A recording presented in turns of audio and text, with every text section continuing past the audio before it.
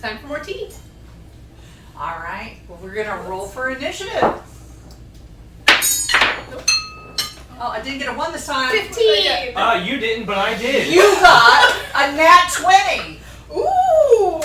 What? Okay. Marcy, you get to lead us So off. I get to. Sorry, guys. I'm blind. Okay, so. It's fine. Okay, well, how about you kidding? Okay, yeah, that sounds good. Sorry, guys.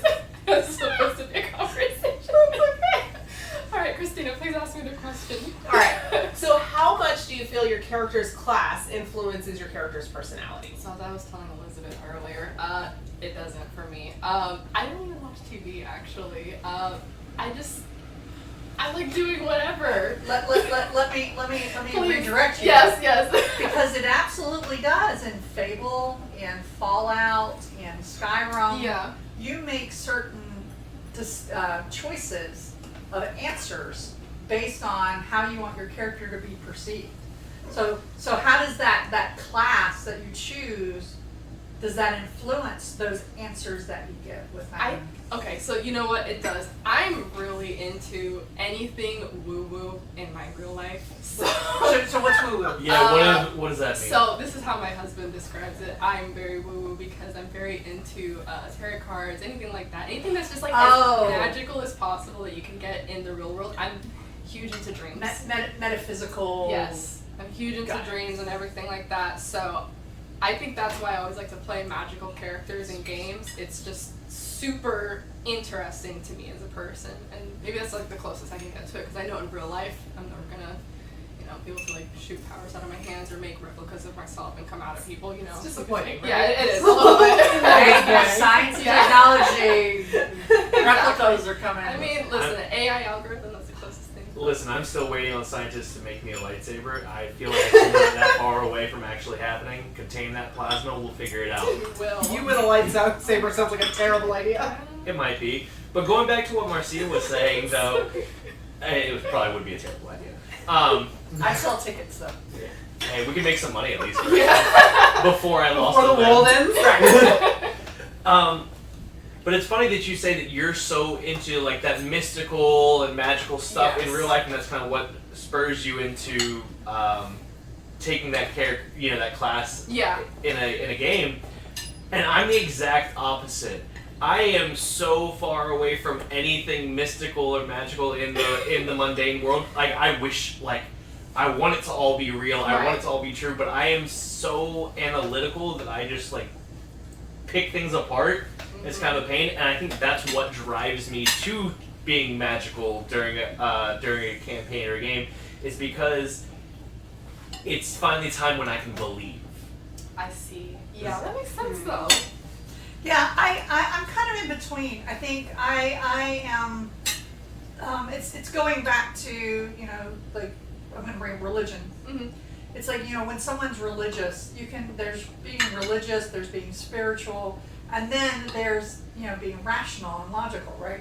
You can be both, because there's things out in the universe that I can't explain that science can't explain yet. Yeah. And I believe it exists. Just because I can't see it or I can't do it, it doesn't mean it's not there. So I like to straddle that line of, yes, I understand that, I can't explain everything, but which is interesting because I don't tend to go to spellcasters. Except for healers. I do clerics, I do healers. But I think that's more like a practical application in that sort of game. But I don't tend to go the mystical route. I go the lore route, the knowledge route, which is My characters are always very practical. And as a person, I can believe in a lot of wondrous things, and like you, there's a lot that science can't explain. And even the things science knows, there is something incredible about how the human body works and how everything has to be balanced. So I can leave a lot of space for that in my life, but my characters are very, impulsive, chaotic, yes, but all of the things are practical. Is it to help your team too, or is it mainly just for No, yourself? I do not wait till the end to figure out what I'm going to be, because I get this nugget of an idea for a character, and then I build from that. So I I will say this campaign, I am a wizard because he already had picked sorcerer. Thanks a lot. And so I It's all kind your of have fault. this like intuitive character, but it's Yeah. interesting to play because it is drastically different from what I usually do. But for me, the classes come secondary because again, I get a nugget of an idea, and so then I already kind of have an idea of the character's personality. I actually ended up switching classes for my current character because I had a class at first. I was going to be a druid, but that didn't seem to fit with her personality, and they were like, kind of being a wizard. Like, you should be a wizard. You built a wizard. And I was like, oh, okay. No, that makes sense. And that, it's talking, like I said, before, I tend to kind of get a feel for what everyone else is playing so I can fill in the gap. And I was in a campaign of Wild Beyond the Witchlight, where they kind of needed a bard. Again, this was like, I never played bards, and it was like my second bard that I second game, second bard. Let's just put this in perspective. However, completely different than Silesia in the Eberron game, because I went, okay, now how can I have? I'm going to choose things that I would not normally use in most characters. So there's a spell called Unseen Servant and Mage Hand. There's two different spells that I, as an individual, and most of my characters tend to become somewhat practical. I think that those are lazy spells. Like, if I'm, as a person, I'm going to use it. If I'm going to use that, it's because I'm being lazy, right? Right. The Unseen Servant, you basically conjure up air elementals that go do housework. You can have them go fold laundry, that sort of stuff. Right? So I've never used those. I need that in real life. Yes. But this character, I'm like, okay, yeah, I'm going to play a bard, but you know what? I'm going to play a Witchlight performer. So I'm playing a performance bard, which is not unusual, but they're going to be an Eladrin elf. I'm going to make them as fey as possible. They are born male, but is non-binary. Like all sorts of like I would never do in a character. Like lots of bright pinks and bright colors and glamour and unseen servant, so I don't have to do it, and I can go read my book. So I made those choices. Yes, I was doing a bard, but I'm like, okay, how can I make this? How's this different? It sounds like So I just went really. That's perfect for that setting too, though. Or Wild Beyond the Witchlight just lends itself to high glamour and High fantastical. glamour, yeah. So I do think that the character class can influence the personality, but there's so much variety that you can do within a role-playing system, even in video game RPGs. Right. There's so many different class aspects, and of course you have your conversation choices, which then lead how they react to you, right? And so that's how it does influence, but I'm not quite sure if the class itself colors the personality for my characters. It can, but I kind of go, okay, this is their class, really their background, and then what has happened to them as they level tend to color the personality more than the character class for me. 100%. Yeah, see, I like that description of it, and because for me, I think what really, and it's kind of like I said earlier when I'm creating a character that I'm like discovering them, that I still don't feel like I know my character until I've played through a few levels with him. Because, and I do play just male characters, and that's honestly was an intentional choice, because I didn't want to accidentally make a caricature out of a female character. Oh, because we would correct that really quick. Right, We would. exactly. Real fast. Right, but also I would want to be corrected. Like, I would feel bad about that, and I didn't want to accidentally do that, so I just play male characters because, I could make an That's ass your of life myself experience. anyways. But I think that, like, that as I'm playing my character, I'm discovering more depth and more. I pause and how would Ulfgar react to this? And he's my current, my Durgar Shadow Sorcerer. And how would he react to this? And I pause and I think, and I kind of give myself a couple of options and feel which one would be like like rings true for him. And so for me, I really think that the personality and everything slowly changes through the first few sessions until I really get to know my character. Mm-hmm. And I say that weird because I'm creating them, but that's what it really is to me. It feels like I'm getting to know them, and I'm just discovering more about them. Yeah, I actually really like the character I'm currently playing. She's a wizard, but she's very young. She's like a junior in college. And so it's like, okay, well, I don't really know her. She doesn't really know herself. So it's something that when I start to level up, I intentionally look back at the previous sessions and use that information of what interactions my character had to develop how they change and grow. And so their personality does really continue to develop. So I guess in that sense, the class does affect their personality because their role that they have in this campaign puts them into a lot of those interactions. Yeah. But I would say from the beginning, the class is like, I hate because on on D&D Beyond, like when you're building the character sheet, it gives you class like right after race, and I'm like, I don't know yet. I'll skip that. I actually go to race first. Yeah. Because that is one of the few things that I don't randomly generate. Typically, I do kind of look at what's already in the group of people who've already made that decision. Because let's just face it, if we all choose elves, it could be interesting, but there's not like a natural party conflict that can come out of it just being, different. Or variety of like skill set. Yeah. Well, elves can be everything. But if you had like a party of druids that were different races, right? Yep. But I don't think it's for me. Their class doesn't really affect their personality in that way, because it's more about how I view, how my function within the group. Mm-hmm. But it's the interactions that happen. Because again, going back to our Eberron game, my character Mist has a specific personality, and her personality hasn't changed. It's how well she gets to know the rest of the group and the other people she works with, her trust levels, right? How that evolves. That will bring out her personality more or different. Because for the most part, she's very quiet or very loud. Like she's not like trying to be a normal person when she's in that situation, because then people know who you are and they get to know who you are, and she doesn't like that. Right. But the more and more that we get in situations, she acts like a normal person every so often, like in front of them, because they need her to be that. She feels they need her to be that because they're being, I don't know, irrational in her mind, or they're not planning enough, or they're not talking about the right things, and so she needs to be heard.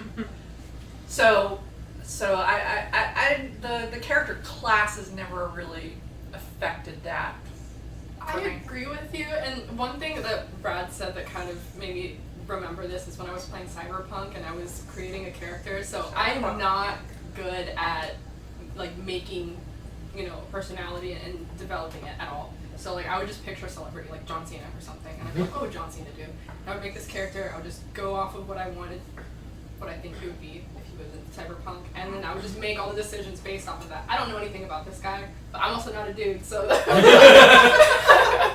so like just kind of like what you were saying about how like you don't like playing women characters because you don't want to like assume anything. I do the complete opposite. I will assume everything and I will make the most of masculine. Oh yeah, and then like this is my weird version of like this awful version of like John Cena just to but put you're a name on it, but you're playing a video game, right? So you're not in front of other people when you're doing that. No. So it's okay because it's John Cena in your head. Yeah. So everybody else on the TV screen, it's your character. Yeah, that you and built. it's just Yeah. really my family watching me being like, this woman is crazy. But when we're playing at a table, like with other people around, he has to look at us and be like, "Oh, this girl's gonna cry because it's that time of the month." Yeah. And we're gonna be like, "Excuse me, What?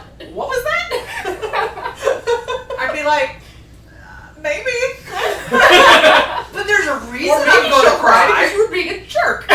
Exactly. Maybe I'm just a little more sensitive and I'm going to cry sooner because that time. But you did something to make me go that route, right? So you know, talking about how that influences, and we talked earlier about what are classes that we enjoy. What's our go-to? You know, I want to talk about the other side because I got lots to say about that. And I'm pushing my own envelope of, you know, coming up with to playing classes I haven't played before. I'm in 2 once-a-month games that my husband runs, and I picked classes that I have never played for specific reasons because I wanted to challenge myself. So I play both a barbarian and a paladin. Now, let me first say I am a chaotic good person. Like if I had to say I'm chaotic good, I function as neutral good because, you know, in our society you kind of need to follow the law when you need to do it right. But I'm naturally a chaotic good individual. And so I never could play paladins. In Dungeons and Dragons, there used to be an alignment restriction. For paladins, you had to be lawful good. And lawful good always felt like I was going to have a headache because I was having to pick whatever my law was. Okay. Right. Yeah. And so with D&D Beyond, 5th edition, you don't have that same alignment restriction. So I built a a neutral good paladin. And so I get that little bit of freedom of I don't have to be the stickler, but I'm still good and I'm still representative. But the barbarian was an interesting one for me. I've never really wanted to play a barbarian because I don't like being out of control. Mm-hmm. Me as a person does not like being out of control. So the idea that I'm going to just rage and be out of control is very foreign to me. So I decided, well, you know, let me give barbarian a try, but I'm not going to do a barbarian as a culture. I'm going to do it as a fighting style. So I built a noble background barbarian. Lord Barbarian. So when he goes into battle, if he gets hit, then he rages. Because there's that trigger, like you were talking about. Your trigger was if your child was in danger when you were playing the barbarian. Yeah. That's more of a response versus a culture between. Yeah, right. Right. So there's a trigger for it, and that's what I built. I built a noble barbarian. He is a turd. I'm just gonna say it. It's great, but I put that trigger, which makes it easier for me to play. Yeah. See, I liked the barbarian with that trigger of like, if the baby's in danger, because it's the mama bear approach, right? Yeah. You know. I know. Something happens to your kids. I will. All bets are off. Not a mama, but I can. But yes. I can completely understand any danger or even people looking at my kid wrong, and I'm just like. I'm not a parent. I'm not a parent, but I still have that mother. Mm-hmm. Like I'm a supervisor at work, so my team like I'm their shield. That's something in my head. I'm there to shield them. So I get it. Yeah. But I enjoyed the barbarian from that aspect. I never even considered that there was this cultural like we're gonna beast out because we can. That's probably because I don't know. I feel like that's how men would play. Honestly, like not to say I'm sorry. No, but honestly, it feels right though because as I'm thinking about, I haven't played a barbarian, but the aspect of playing a barbarian that does appeal to me does appeal to that. It's almost like a primal, like being able to let loose and just rage. Like that is like even the concept of going to like those rage rooms and stuff and just destroying and smashing stuff. Like I've done that because it's awesome. Yeah, you're gonna look construction. Custom. You know, I'm not a super aggressive human in general, but I don't shy away from conflict, and and I guess I do have that tendency. I guess that maybe it you know, it's a stereotype because it fits. Because I do have that tendency to, when challenged, to like meet back at that same Right. manner. So in a battle and get to unleash and rage and, you know, let out that primalness. Mm-hmm. I don't know. That does appeal to me. Like it really does. As I think, and strictly as a guy, like it really does appeal to me in that aspect. And of course, not all men are the same and would not play the character the same. Right. But I think in our society, men are taught more to do that than women. Yeah. Women are taught to be quiet, be meek. You know, Not not make trouble. Dignity and Well, don't just cause not- trouble. yeah, Yeah. Definitely Right. society, not my family. But that's right. It's a societal, more as a society, that is what Yeah. women are taught versus men. So a barbarian appeals to. So I actually enjoyed playing the barbarian because I got to do it in a very feminine way. Paladins, I hate paladin. I played a paladin tiefling, which was an interesting combination, and I thought it would be a lot of fun. But yeah, neutral or lawful good. My character right now is lawful good. But again, she's still learning herself, and it's not, you know, she's more like, this is the right thing to do right now. Like that's, but having to have this like, nope, then we're gonna do the right, you know, like I can't. That knight in shining armor is not. I have no problem doing that with my barbarian because he's actually lawful neutral. Oh yeah. So it's following the laws that benefit him. Yes. And and so with that, I even though I'm female, I'm playing male. There's another character at the table. Actually, there's another character at the table that's male. The rest of them are female. But we have two men at the table, players, and the rest of us are female. So one's playing a female, and I'm playing male. And I sit there in male posture with the other male characters. Like we are both strength based and athletic based, and he's a wrestler, and I'm just cocky, and so we're like sniping like men. It's called male posturing for a reason. Yeah. Like they do. It's in a good-hearted way half the time, but he's still within the law, and so, but he's not lawful good. See, I can play lawful when I don't have to worry about being good all the time, right? Yeah. Or I can be chaotic and not have to worry about being lawful all the time. See, I like that. I like my character currently. He's lawful neutral, and he follows laws. Most of them are in his head that he created. I was Those gonna say the laws. ones he knows about it. Well, no, he knows about lots of laws, but also like he has his own backstory. That's, you know, he's a, you know, rightful ruler of this area, and his family was deposed centuries ago, and so like in his head he is the law. Like he is setting down these laws. He is lawful, and it's to a specific code of things, and they're, you know, but it doesn't necessarily qualify with match up with everyone else's laws. But I will say that as far as a class that just doesn't click with me, cleric.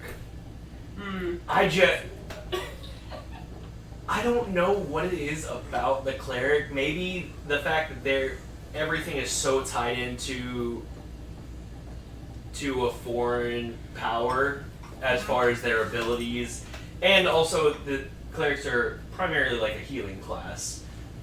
Is how I view them. Right. But and in right. previous editions they were, I guess. No, there is areas of clerics that are healers, and Right. it's usually based on their religious Exact. Yeah. thing. But So, yeah. that class has just never clicked with me, and I guess also maybe that has a lot to do with my own upbringing with religion. And I grew up in a very, very devout and very heavily religious family. Some would consider it a cult. That's how me and my brother actually refer to our upbringing as that we escaped a cult.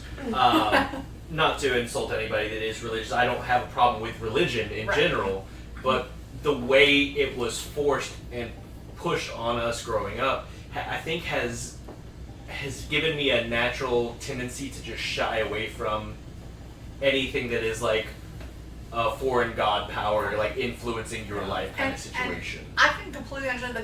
That's something being raised Southern Baptist and being in that religious space.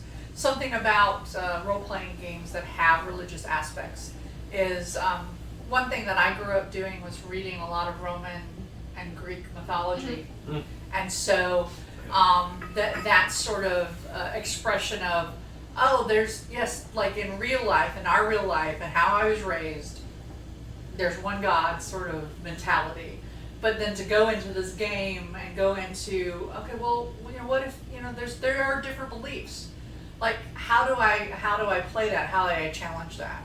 And I do agree, healing, I actually, cleric is traditionally one of my common classes.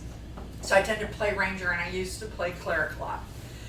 But I play healing clerics. Like, I specifically play healing clerics. Which is a thing that does not appeal to me in the slightest bit. So I once played a cleric that was like rebelling from her religion and like fallen away from her religion. And that was the only way I was able to play cleric. So I was like, yes, this speaks to me. I'm not going to be able to follow the rules. I don't want to do the ritual and the having to pray no. My cleric was very rebellious. It was fun. Is there? No. I saw it so quickly.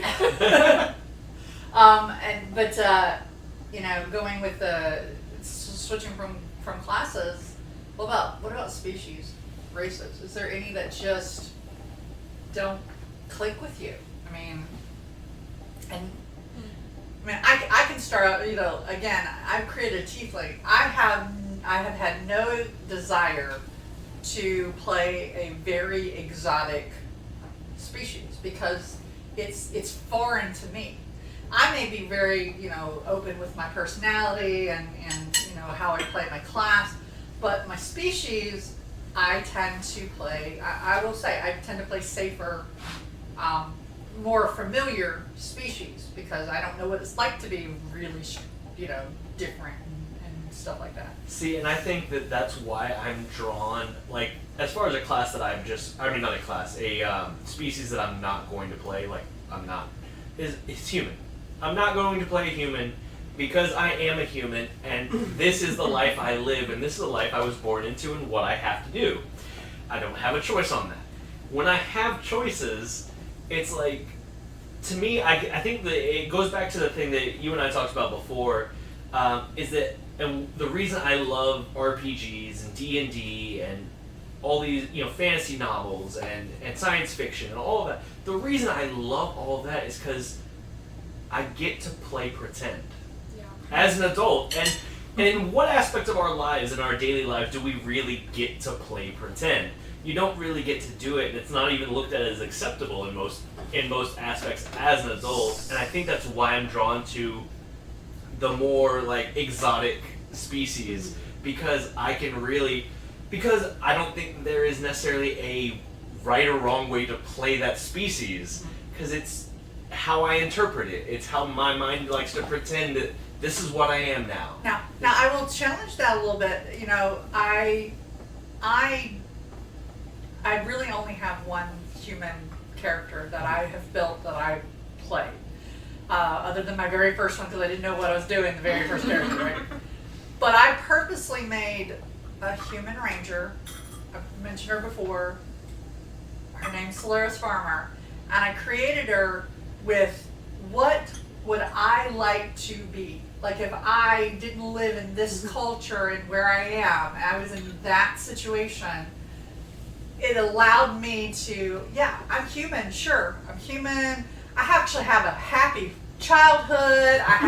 I'm the youngest of four kids. I had happy, my parents are alive. I'm the youngest of four kids, the only girl, doted on by an aunt, right? It's a happy childhood. She is sarcastic as hell.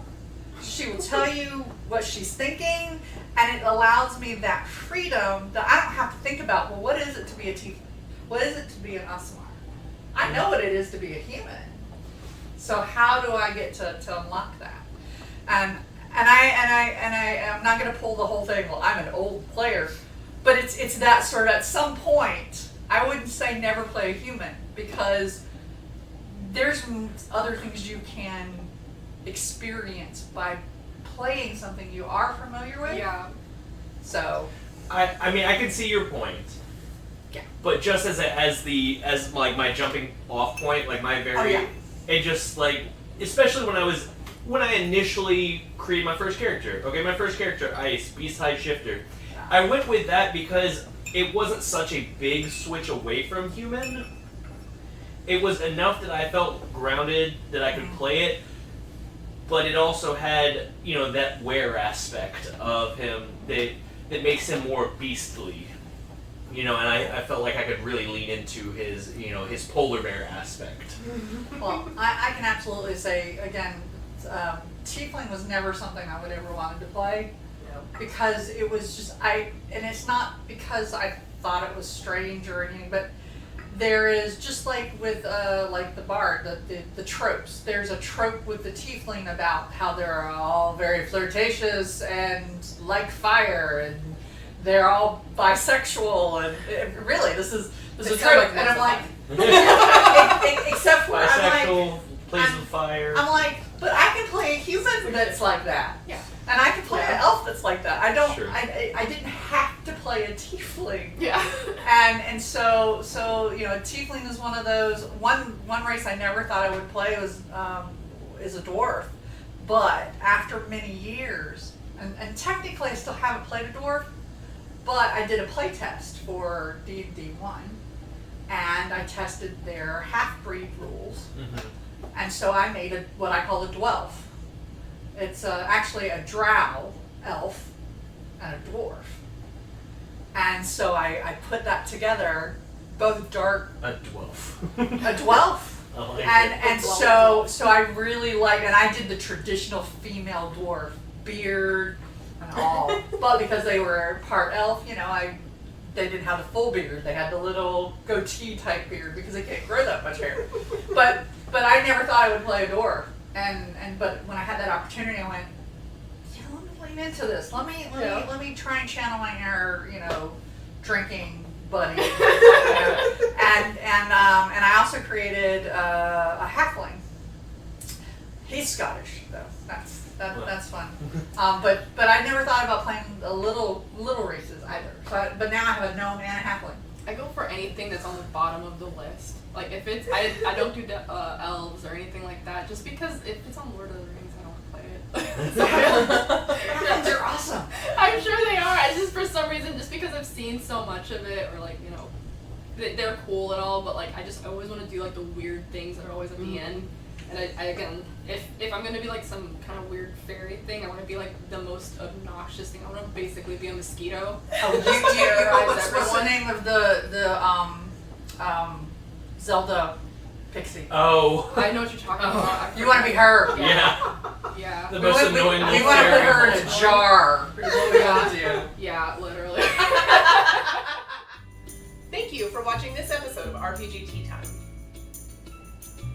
What's your answers to today's questions? Let us know in the comments. Like and subscribe our channel. I said so. And remember to hit the bell to be notified of new videos. Happy home brewing.